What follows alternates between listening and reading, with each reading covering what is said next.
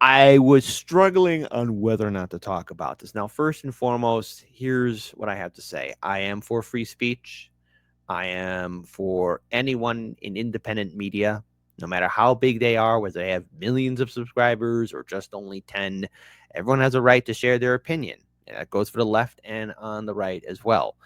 Now, Anna Kasparian from TYT, I know we're starting with this one. I think it's only fair that we just address it.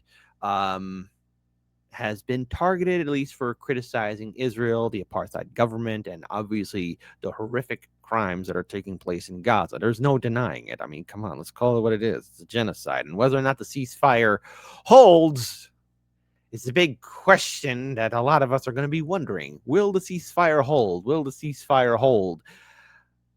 I want to hold out for hope, okay? I'm going to be that guy in The Simpsons. Maybe the bridge collapsed on its own. No, that's not what happened. I want to be the guy to take the chance for peace, but I never get what I want, right? I never do. But Anna Kasparian recently had a confrontation with a woman who was threatening to get her husband fired. This YouTube game is getting out of hand here, folks. All right. So I'm going to play it. Yes, there's going to be a lot of back and forth here. I will have to say there's a lot of things I disagree with Anna Kasparian about, and we've been critical to her, especially when it came down to force to vote, or either that when it came down to the election, especially with Hillary Clinton and the Democrats. But I don't support this kind of stuff. I don't support when you're going to start threatening somebody's husband, family. I mean, this isn't right.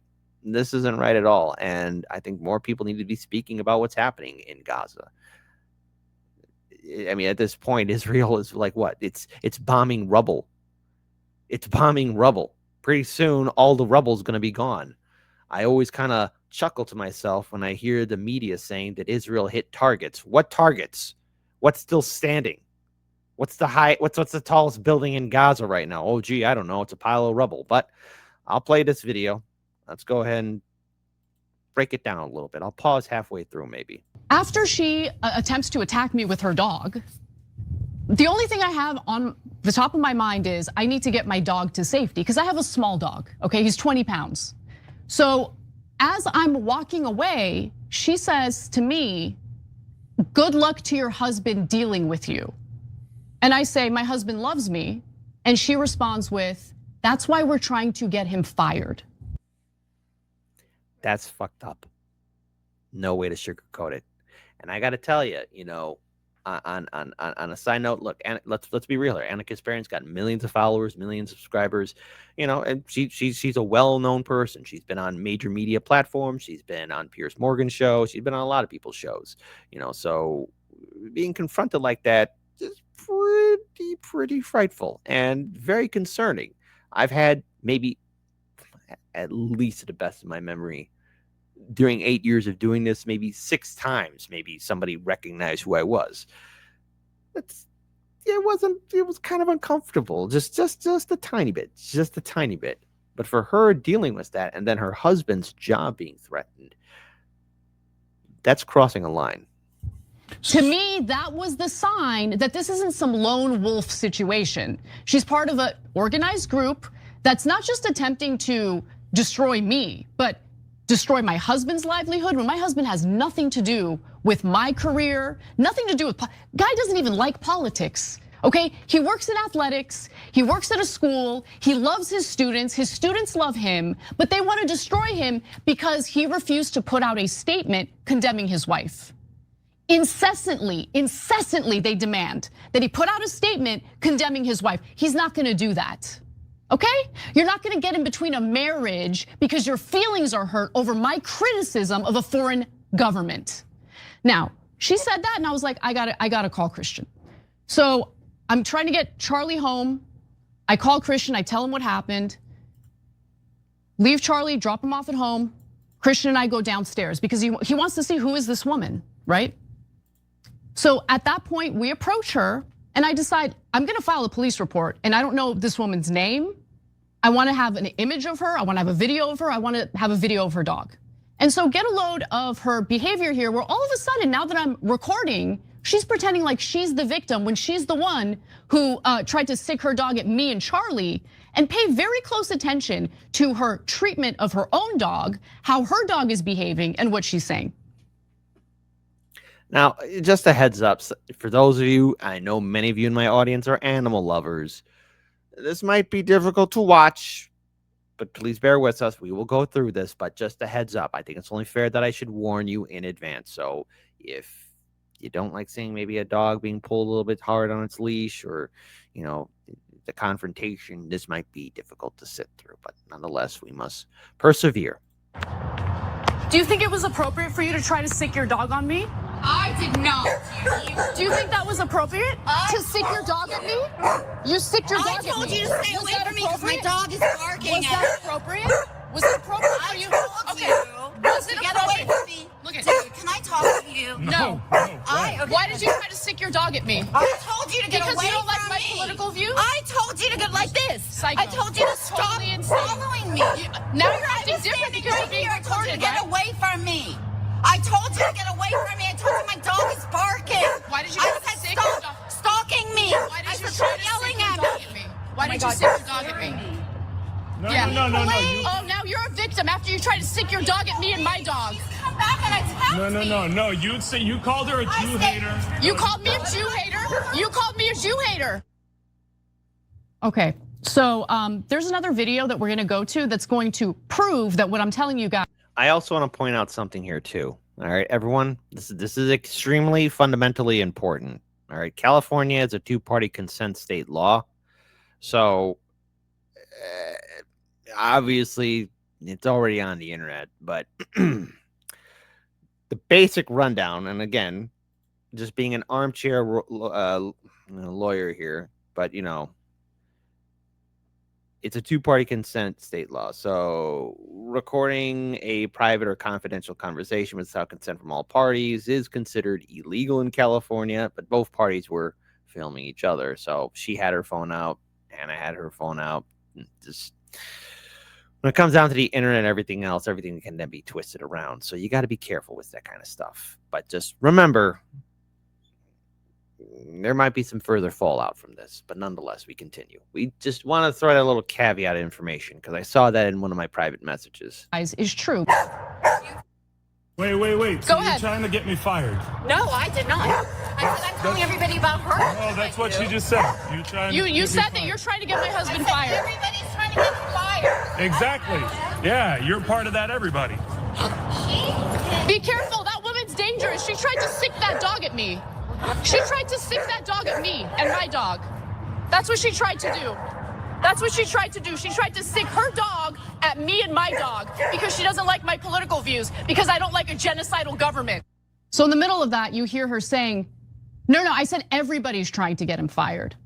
Thus confirming what I said earlier, but more importantly, that this woman apparently knows everything about me, knows who my husband is, know where he works, knows about the campaign to try to get him fired. I know what they're gonna do next.